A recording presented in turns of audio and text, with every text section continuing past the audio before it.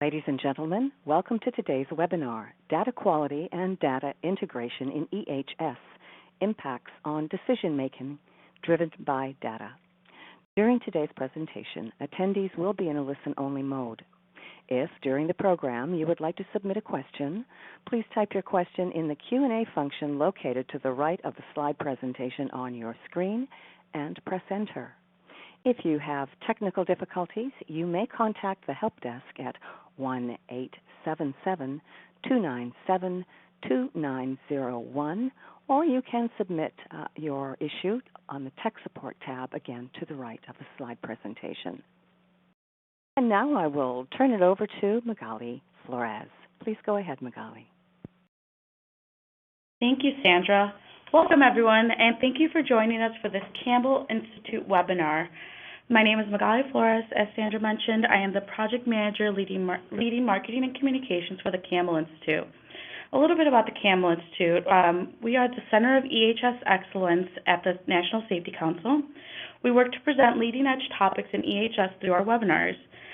Please know that today's presentation is being recorded and will be distributed via email in the next few days. This includes all the PowerPoint slides that are being shown on the screen. Today we have the pleasure of hearing from Julie Mason-Vecchio of AECOM. Julie is the Vice President of Corporate SH&E at AECOM. She has a plethora of experience and certifications in safety, which I will let her go into in a few moments. We're excited to have her as a speaker at our Campbell Institute Symposium and the inaugural Work to Zero Summit this February. If you like what you hear today, I would encourage you to attend and learn even more about the future of EHS. Now, I will also encourage you to stay tuned until the end where I can give you a few more details about these events.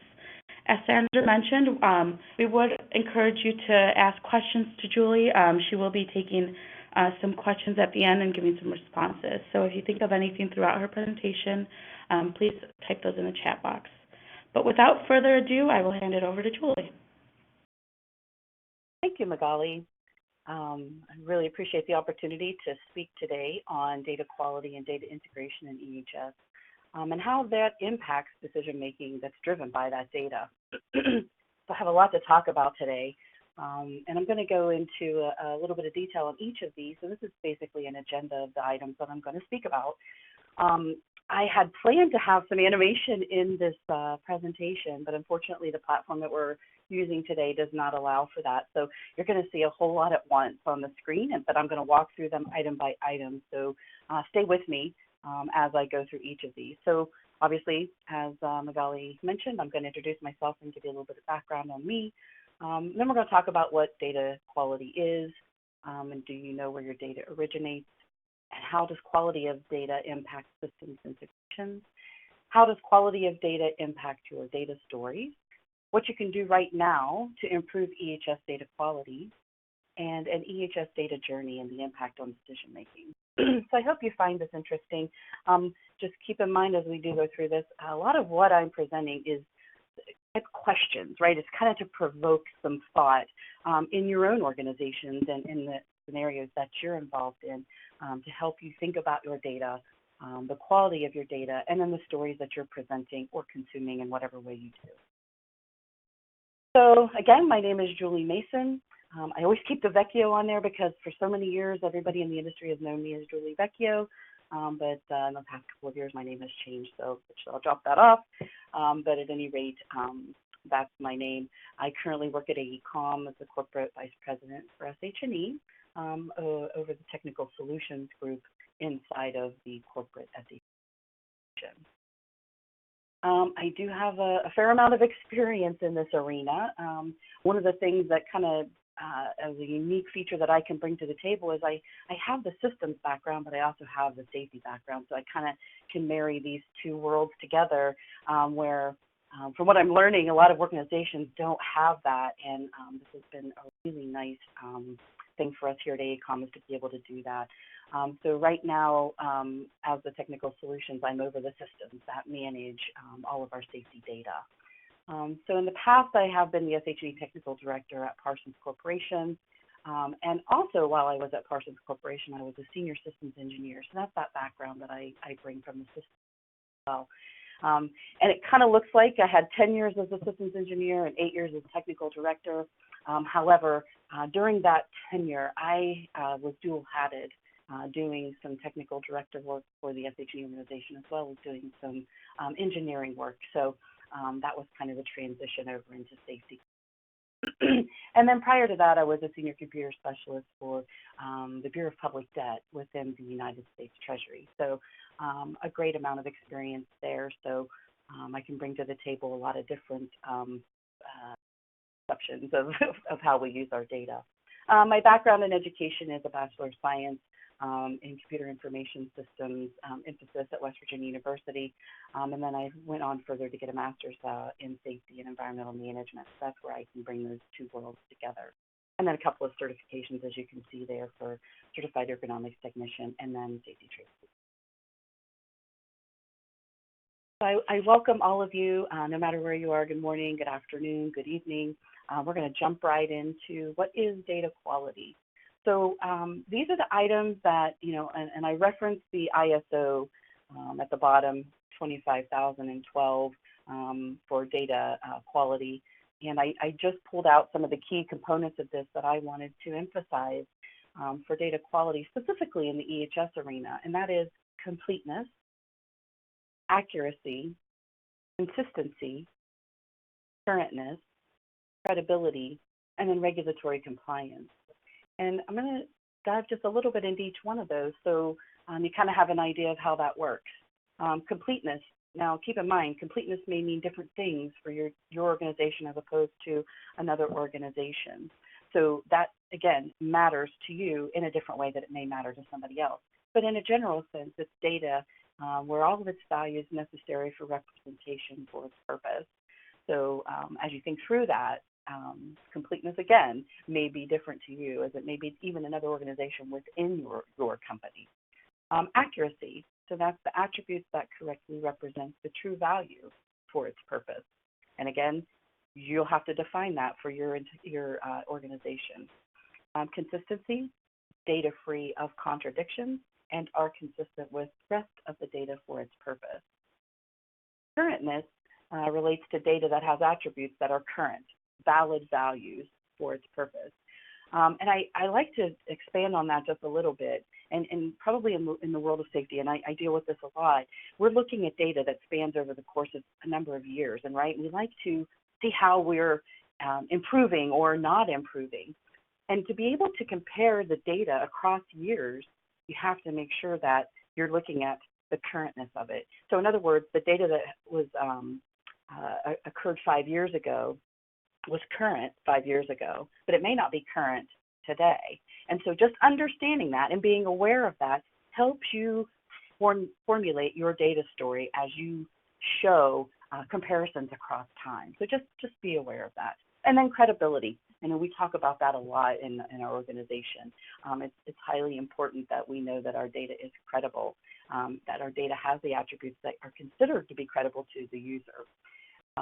Credibility is a big thing, right? And that's part of that data quality, right? We build that confidence in the data that we present. So it's the credibility that takes time for us to build up. It's almost like a reputation, right? So that's a very important piece of data quality. And then regulatory compliance. So in the EHS world, we have, aside from all of the data quality aspects of what you see above there, regulatory compliance is another piece that's added on top to keep our data with integrity. And so if you have regulatory compliance or regulatory agencies where you have to meet their requirements, you have to make sure that your data is aligned with that as well. So do you know where your data originates? And I think the important part of explaining and understanding where your data originates helps you as you are either consuming the data, you're reviewing it, and using it to make decisions. Is very important to understand where your data originates. Now, I'm going to be showing you a little bit further on basically a scenario that helps you understand why it's important to understand where your data originates. Because if you're displaying data or sharing reports and you don't completely understand some of the, nuances of that data, it's difficult to make decisions and those have effective impacts. So The first question I ask, and again, remember, this is thought-provoking. What are all the data sources that compile your data story? Are you aware of data integrations that could impact the data retrieved from the data source? An example of that might be, for example, in the world here at AECOM, we have a multitude of integrations that we get to bring into our systems for EHS so that we can compile our data and aggregate it in ways that work for us. But we, for example, get integrations from our HR system so that we can develop employee profiles inside of our system. We have no control, and we do not own any of that data that comes over from HR, but we inherit whatever data quality issues there are, whatever omissions there are, and so we have to know and understand. So we kind of have to do some analysis on that data as we bring it in. And that's our job in my technical solutions group, is to make sure we know what those data quality issues are or omissions are, and then we can share that and make notations on any reports where we formulated data stories to the audience that might be viewing that. So where you have data coming from other systems through data integrations, are you familiar with the rules by which that data was retrieved? And I ask that question for you to think about because whenever we do develop data integrations and bring data from other systems such as HR, there are rules that we have to develop into those integrations that allows us to pull that data over.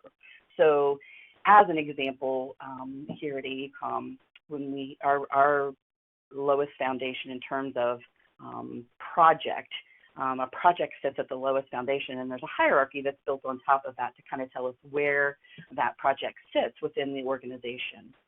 And what we found out as we started building these integrations is that there was an owning entity of that project, and there was a managing entity of that project. And in the world of project management and in the world of safety, that is viewed differently. And some folks want to see it through the managing entity, and some folks want to see it through the financial or the owning entity.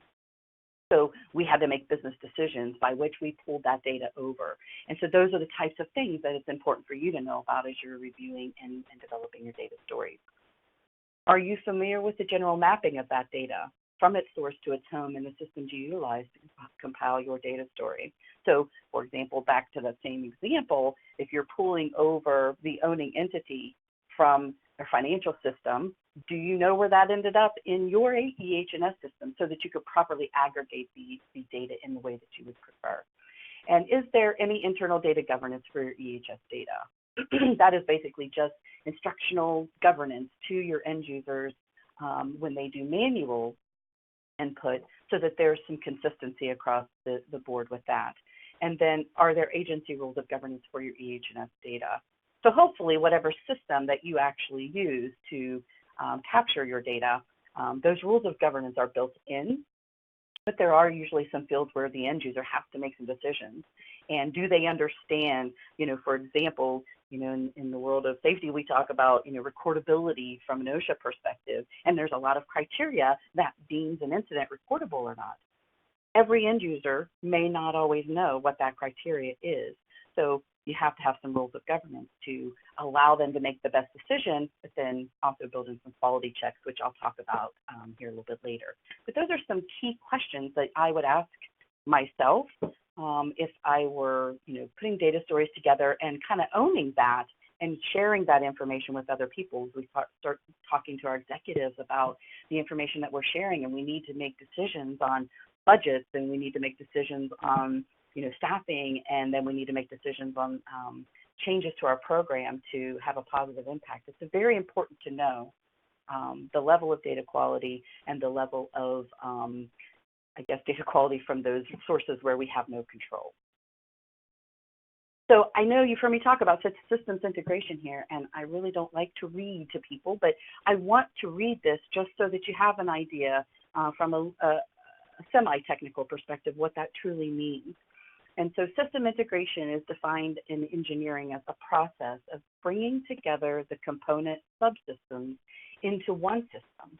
So it's an aggregation of subsystems cooperating together so that the system, your EHS system, is able to deliver the overarching functionality and ensuring that the subsystems function together as a system.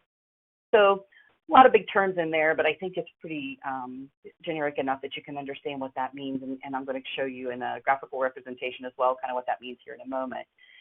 And so we start talking about the quality of data that we get through systems integrations, and I've expanded on that a little bit. And this is just a very watered down example, at least from our perspective here at AECOM, an example that we have gone through here in thinking about systems integration and how we use our EHS system, and then what information we need to get out of it. So I kind of, think about this in a reverse engineering perspective.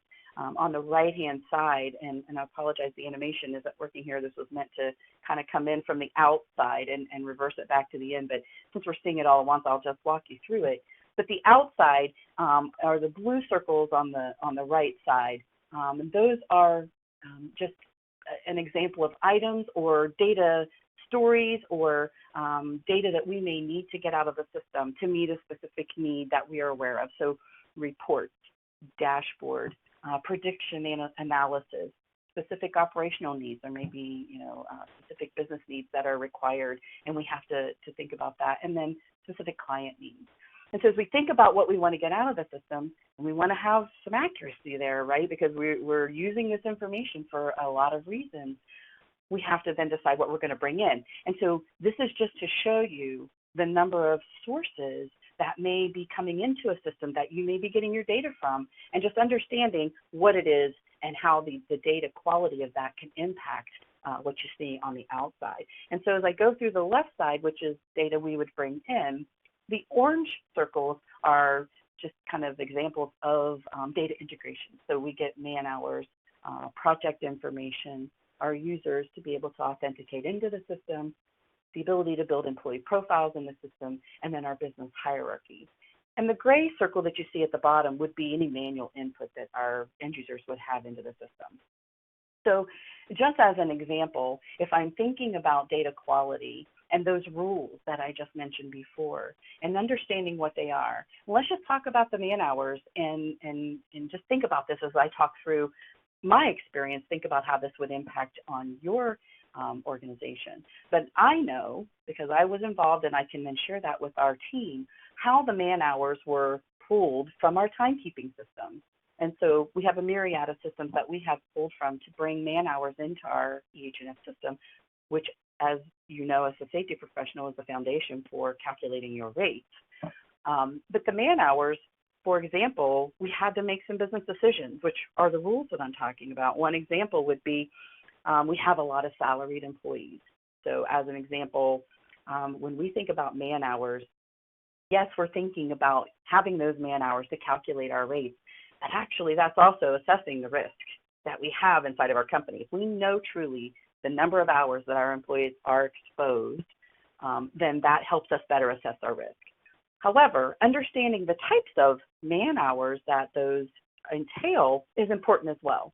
So as I mentioned, we have salaried employees, and there's probably a myriad of standards across the board at the numerous organizations where people have to generate their timesheets. And then there's companies where you don't have to generate a timesheet if you're salaried. But I don't know about the rest of the world, but I know I'm a salaried employee and I get paid for 40 hours a week, but I certainly put more hours in than that. So technically, as a salaried employee, my risk isn't 40 hours, whatever I actually worked. And some organizations require you to report that, some don't. And so what happens is to account for what we may not know about that's not being put into timekeeping systems, we build sometimes a buffer on top of that through an analysis that can be conducted to see how many salaried employees there are, and on average, how many hours do they work. And so that can impact your assessment of the risk, but it can also impact your rate. So just understanding that component is very important, and it can allow you to make a number of decisions. So, and I mentioned briefly about project a little while ago and how you have to think about that. So whatever your location or whatever your foundation is for reporting information into your system, just make sure you understand the rules that were behind bringing that in so that as you're aggregating and doing your data stories, you fully understand and can then make very effective decisions.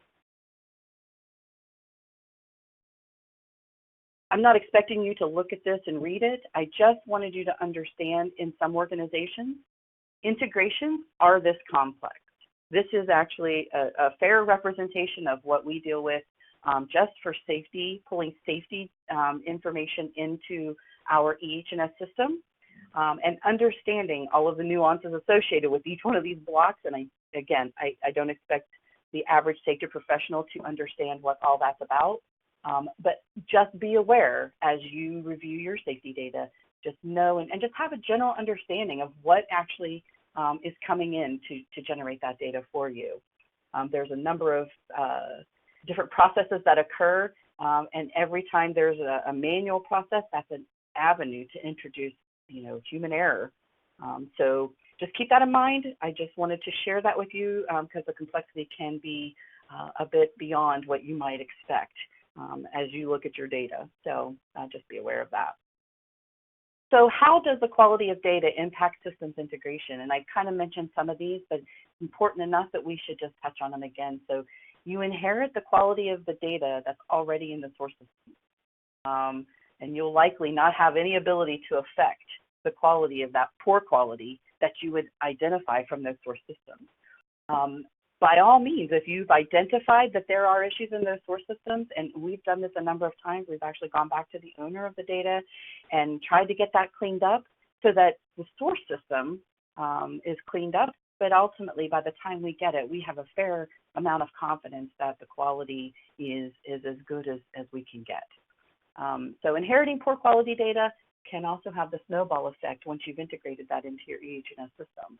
And by that, if you just think about the example I gave about the man hours, and you think about using those man hours and adding them up over time, and if the rules aren't true to your circumstance or your situation or scenario at your organization, over time, that has a snowball effect in one way or another, whether that's to the good or to the bad. So just understanding that and fixing it as soon as possible will eliminate that impact of the snowball effect. So how does the quality of data impact your data stories? And you're probably kind of starting to deduce some of that from what I've already spoken about. But again, I wanted to continue to provoke some thought on your part. And so do you use your EH&S data to determine EH&S performance of employees?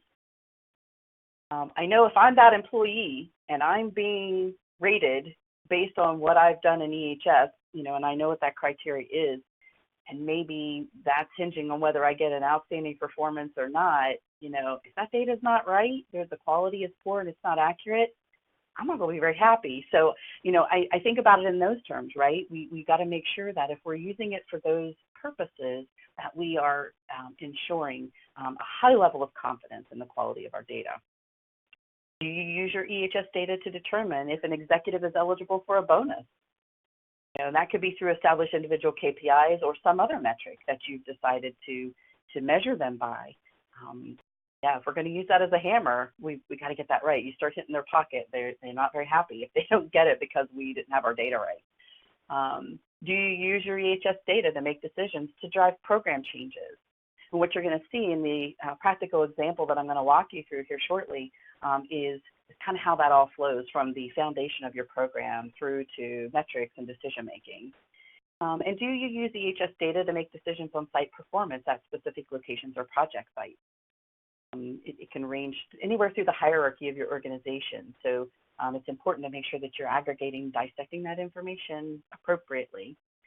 Do you roll up EH&S data to determine company performance or business sector performance? As I mentioned before, if we get one piece wrong, just one rule isn't exactly true to what the business really wants or thought they had, that can have the snowball effect as you roll up your data from within the company or over years. And do you share your data, metrics or otherwise, with audiences that you are trying to influence to change?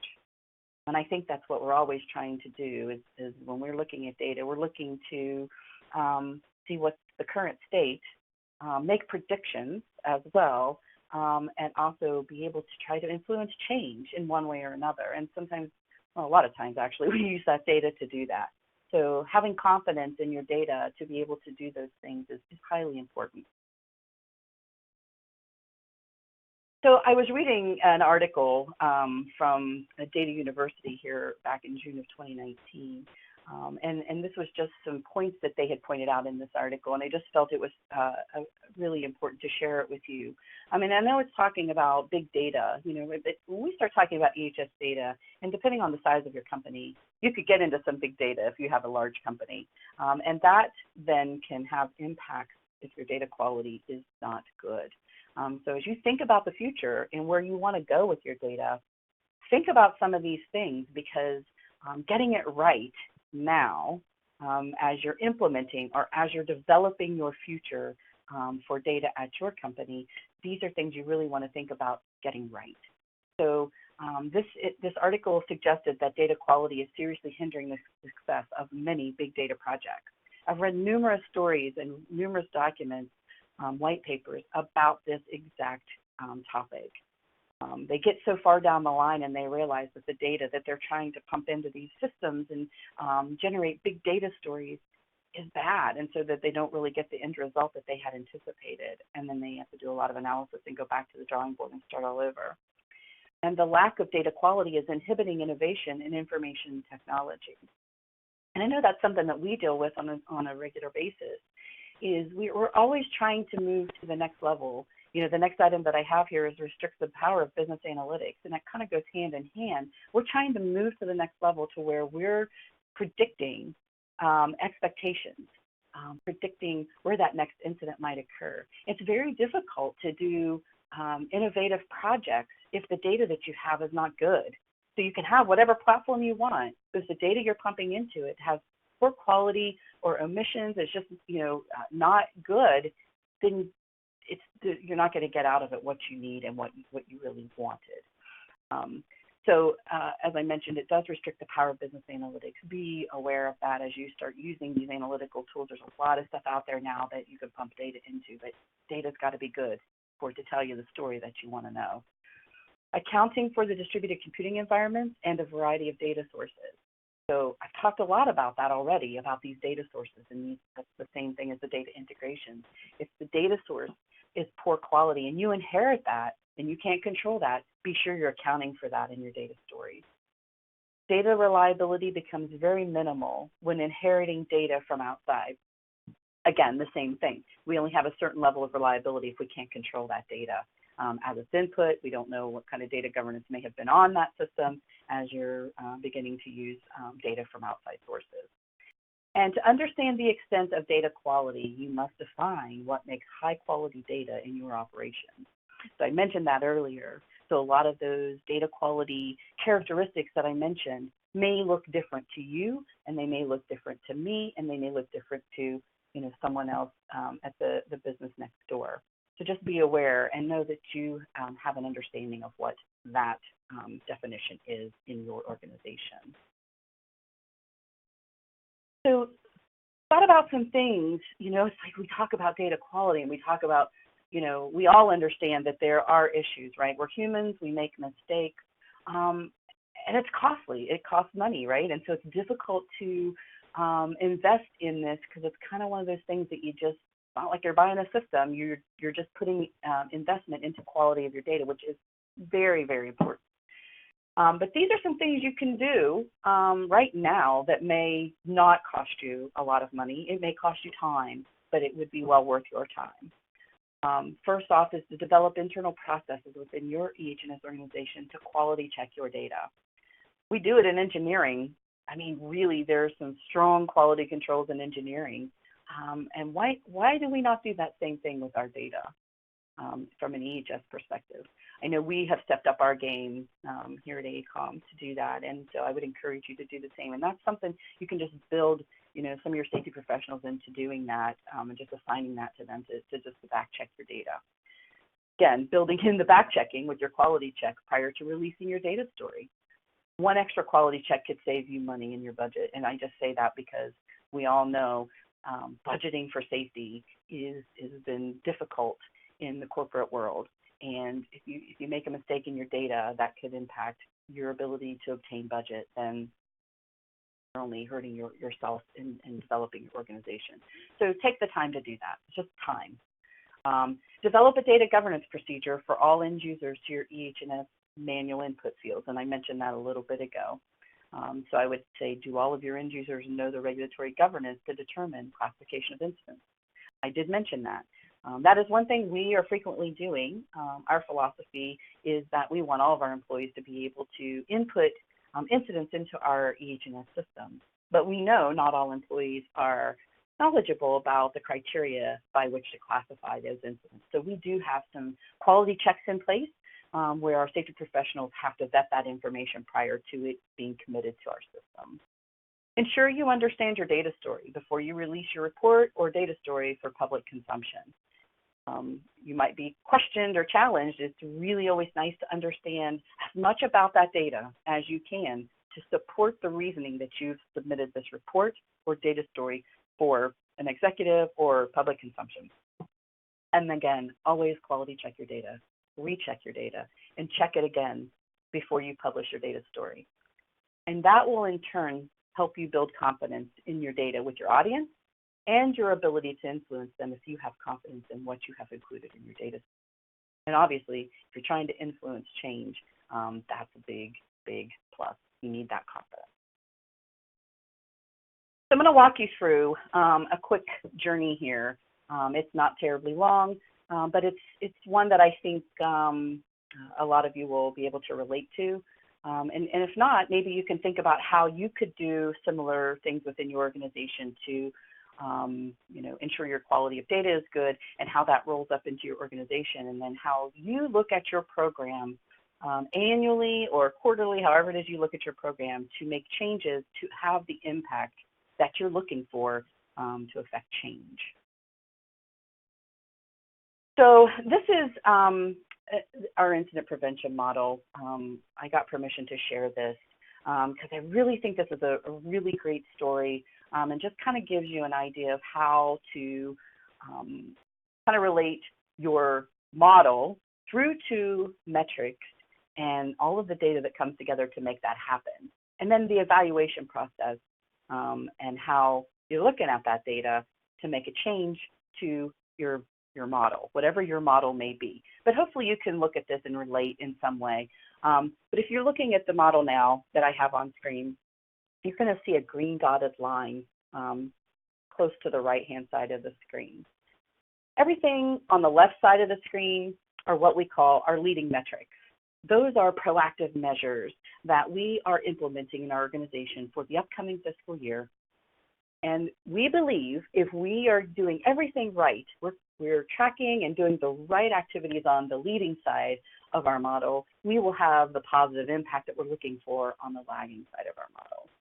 So we have a number of boxes on here, as you can see. So under culture, perceptions, and beliefs, we identified an activity called senior management observations. These observations basically came to us from a survey that we had conducted, and we had realized that our employees felt that our senior leaders were not engaged with them in talking about safety.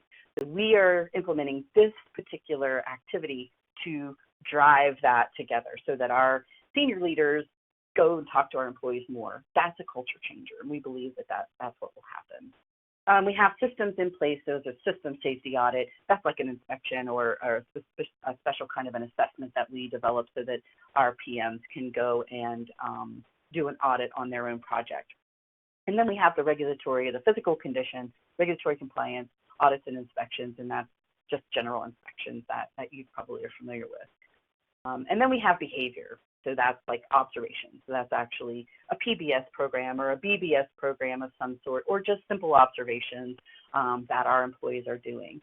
And then we have some metrics associated with that. But we also believe that training is a key component of that as well. And so then we believe if we're getting all of that right and we're tracking and doing the right activities on the leading side, the impact on our lagging side, which would be our recordable incident rate, our lost workday case rate, our severity rate, reporting of near misses, our auto incidents, and our high potential incidents should have a positive impact. So we go directly from this model and we develop what we're going to be tracking. And as you can see from the items below under each of those metrics, those are the metrics that we're going to be tracking from the leading indicator side. So just as an example, this is what that would look like if we're tracking across all the businesses that we have in an organization. Just try to think of the way this might apply to you. We have our overall numbers that we pulled together, and then each of the businesses lined out, and then you can see the leading metrics, and then at the top and at the bottom you can see the lagging metrics. And we put this in a stoplight chart. Now we have a lot of other detail that we look at as well, but this is one of the key charts that we look at the end of the year. I mean, we look at it every period as well, but this kind of tells us right away where we might have some issues. But if I'm just thinking about trying to make changes for the next upcoming year, and I'm looking, for example, at Business 3, and I see that they're red on their senior manager observations and they're red on their system safety audits. They're predominantly green on the lagging side, then something's not connecting. That's just kind of what clues us in to look a little deeper. So we'll deep dive into the data that you see in the red areas or even in the green areas, depending on what we're seeing on this chart, to dive deeper into why are those red and why are we still seeing green on the lagging side. And it may be that, they're not tracking exactly what we had expected them to track, so therefore they're not making the number or the target that they've been given.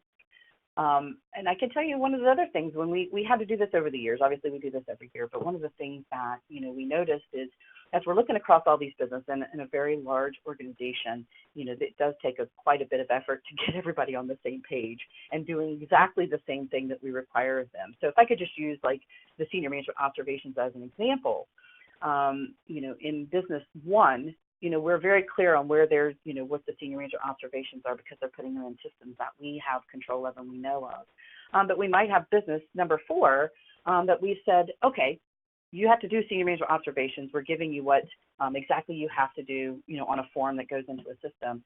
But they were counting other things outside of that. So, they have 162%. But we're not seeing that in our system. So that's when we go back and say, okay, where's this information coming from?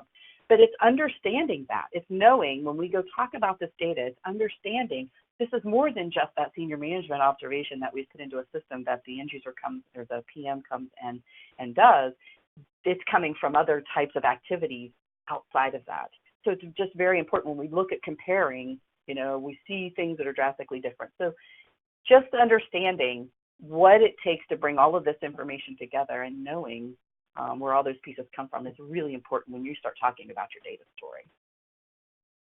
And these are just some other charts I just wanted to share with you. If you were looking at these, if I just shared these with you, you really don't know a whole lot about what this means, right? So it's very important to notate on any charts or anything that you are presenting, anything that adds value to the end user or to the audience that's viewing it, but also any data quality issues that you're aware of.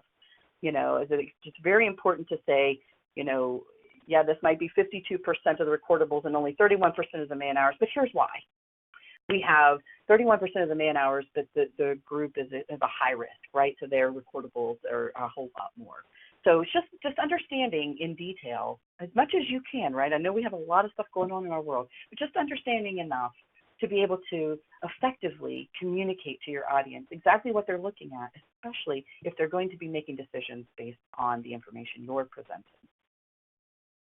And again, this is one of those things over time that's very important to understand all of the data. You can see here that some are blue and some are orange. That was just a clear delineator to make it clear that, the organization looked much different when we were blue as it does now when we are orange. So it just helps people ask a question and understand why there's a difference.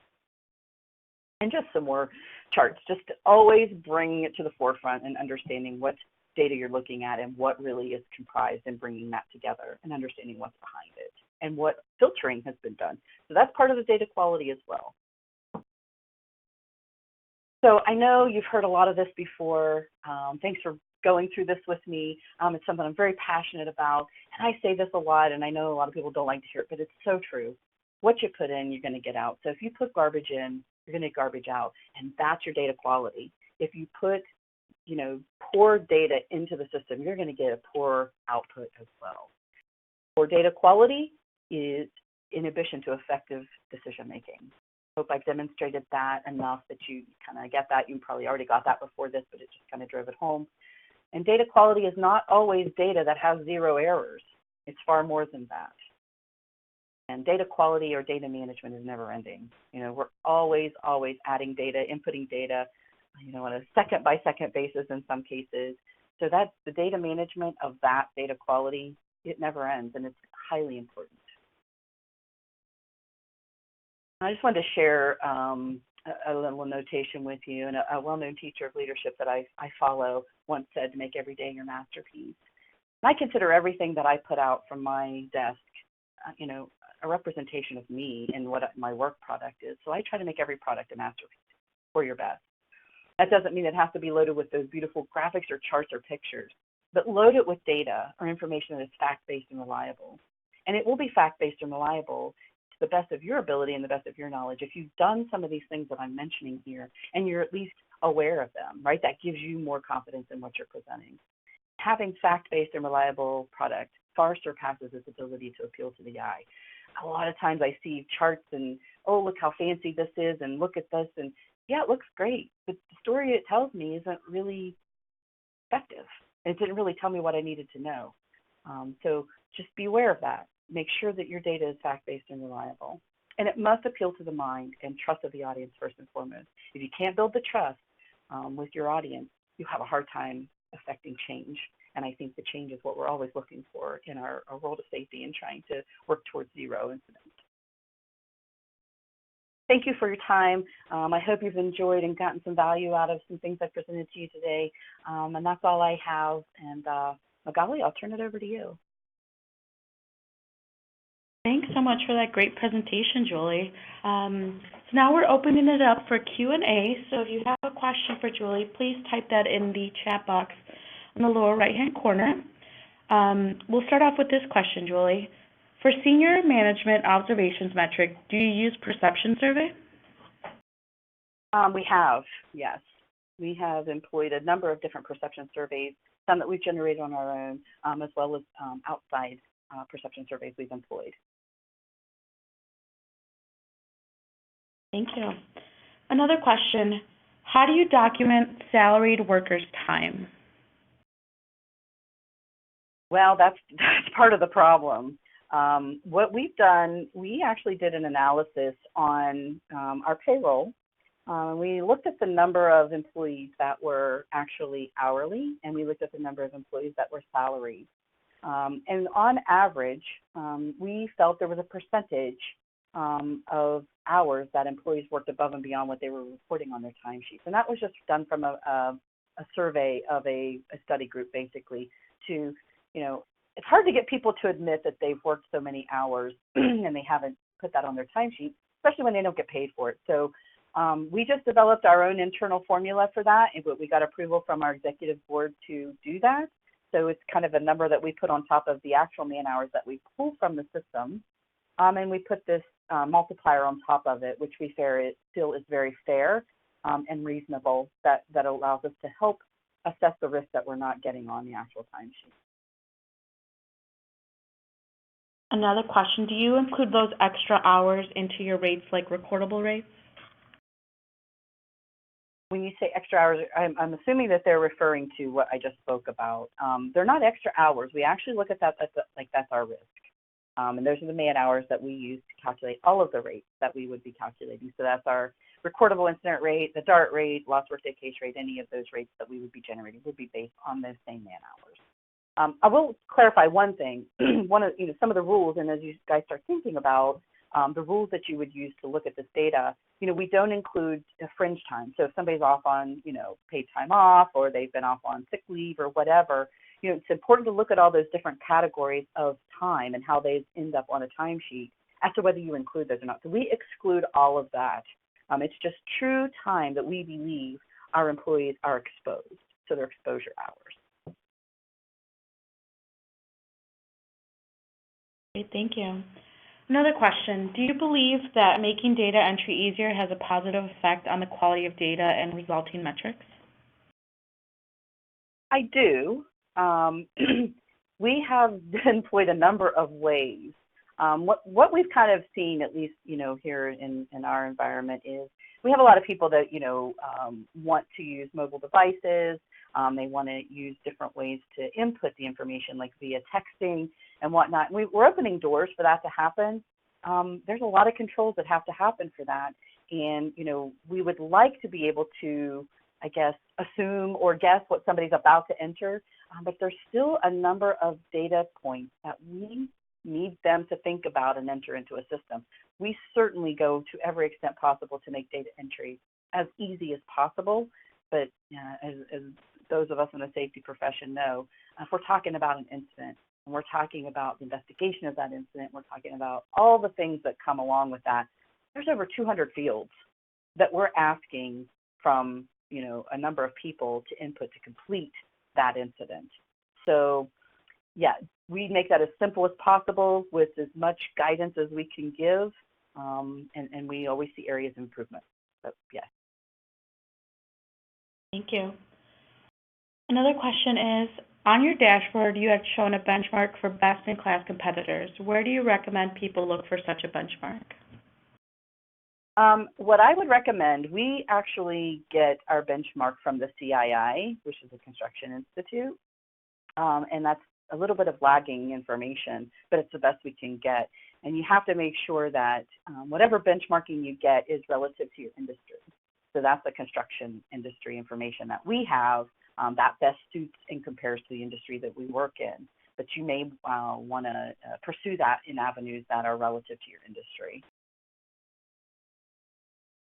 Now, Julie, we have a few questions coming in on EHS software platforms and safety apps. Are there any that you use to help manage your data, or are there any recommendations you can make?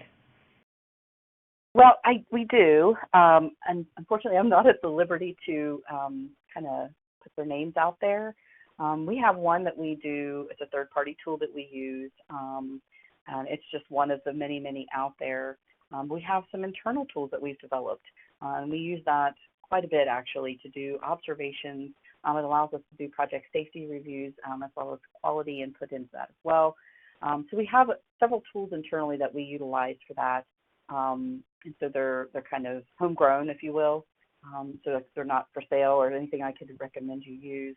But externally, what I would do is I would turn you to, if you're in the market to employ a new platform or just out there looking, I would turn to Verdantix. And I don't, know a ton about Verdantix in terms of trying to market for them, but they have been a very great source of information for us in terms of looking at software platforms. They do analysis on software platforms, and they really give you a lot of information about the platforms worldwide. So based on your needs and your requirements, and that's a very, very intricate process, I would highly recommend you reach out to a research firm like that. Thanks, Julie. We have a question that asks, do you have any recommendations for a data source against which we can normalize our energy or other utility data? We struggle to identify the best option for X. We are a 24/7 manufacturing environment. I do not know of anybody that I could recommend or any source I could recommend to normalize that data. I know there are some firms, Microsoft is one of them, who actually is in the process of building some very large databases. And I didn't touch on this too much, but just to mention it, there's some machine learning aspect of all of this as well as AI. That's, what we talk about the future in doing analytics. But I know there are some folks out there like Microsoft and the like who are actually looking for candidates to pump data into that you could share with them that they could then normalize across with other organizational data that they have. That might be an option, but by all means, that's the best I could offer you in that sector. I don't have a lot of experience with that sector, unfortunately. Thank you. On the stoplight chart, there did not seem to be much correlation between leading and lagging indicators. Is there a specific example of leading/lagging indicator correlation you have found? Yes. So what we do when we look at that stoplight chart, and I think I mentioned it as I was going through, is we're looking to see, if we're seeing a lot of red on our leading side, we would expect to also see red on our lagging side. right? So that was a good example, actually, of where we're seeing red on the leading side, but we're still seeing green on the lagging side. So that then causes us to look at those individually to make sure that we actually have the right program in place. So that's where we would look and we would say, okay, this isn't having the impact that we wanted. For whatever reason, they may not be able to do what they needed to do. So we would look to making a change for the upcoming fiscal year so that we could then be sure we're getting the change that we want. So, for example, that senior management observation, which is our culture piece, that's huge. You know, we are always looking to positively impact our culture. And if we're seeing a lot of red across that, we need to look at other activities from a proactive perspective that we could do that will have the impact that we are looking for on our lagging side. Great, thank you. What are the benefits and risks of expanding the number of individuals who record and enter health and safety data in the workplace? Well, the risks are pretty much this topic today, right? Is data quality. I mentioned briefly, you know, we have a philosophy that, you know, every single employee in our company is going to have the ability to enter incidents or other information into our EHS system. And so when you do that, there's a certain level of empowerment, which is a culture piece as well, right? You empower your employees, they feel like they have some control, and they feel they're involved more if they have the empowerment to do that. But what you do is you introduce not only the human element, but you also introduce the human element of folks who may not be knowledgeable about, like I mentioned, classifying our incidents. And so as long as you're aware of the audience or the end users, if you will, who will be entering information and understanding their general level of knowledge, making sure you have your level of governance, you'll minimize the risk of doing that. But at the same time, I mean, it's always one of those things where you have to weigh the pros and the cons. The pros are really good, right? You could affect change, which is culture. You make people feel empowered, but guess what? You're also building knowledge in folks as well, because where they may never have ever thought, because they're not a safety professional, they may never have ever thought about anything related to what's a recordable incident and what's a first aid, but now they're thinking about it, right? So you're not only affecting change for culture, but you're kind of informing them as well. So they've learned a little something in our world, which is changing. So that's great. Thank you.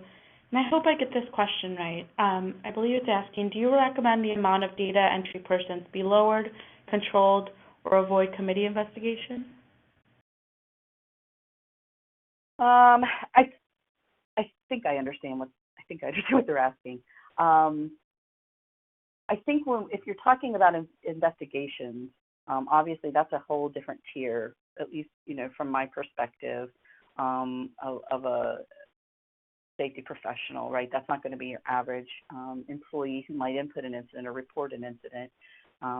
So like we do first report of injury or first report of incident allowed by anybody. But when we start going into those tiers of investigation, we do have to have a higher level of knowledge in terms of conducting those investigations, because there's a whole root cause analysis in a lot of cases that needs to be conducted. You may have a whole set of rules or specific root cause analysis tool that you require, and the average employee, at least depending on who you guys allow to input information, may not be privy to that. So by all means, each tier of an incident or level of EHS data that you're working with, you do have to evaluate and make sure that the right people are inputting, changing, and completing that information. Excellent. Well, seeing no further questions in the chat box, I want to thank you, Julie, for a great presentation. Lots of insightful information for our attendees today. Now, before we sign off, thank you. Before we sign off today, I did want to talk a little bit about our upcoming events. So if you're interested in learning more from speakers in this setting, I encourage you to join us at our 2020 Campbell Institute Symposium in beautiful Bonita Springs. This event will feature topics such as injury and fatality prevention, human performance, and mental health. You'll also hear from 2 compelling keynote speakers. If you want to know any further information on this event, you can follow the URL on the screen, so that's /2020 Symposium. I also did want to touch upon another event. So immediately following the symposium, we'll have our Work to Zero Summit. It's a new National Safety Council initiative focused on the digital transformation and safety, and that's on February 13th and 14th in the same location, same hotel, so you don't have to leave and you can stay in the beautiful weather a little bit longer. And we'll have Julie speaking there, along with speakers from a lot of other high-performing companies, so we encourage you to join us there. Now, before we sign off, I just want to remind everyone that a recording of this webinar will be made available in the next few days. Anyone who registered will receive a link to the recording in their inbox, so please keep an eye out for that. Thank you all for your participation today. Sandra, we may now end the program. Thank you very much. And ladies and gentlemen, this concludes today's presentation. Thank you for joining us, and you may now disconnect.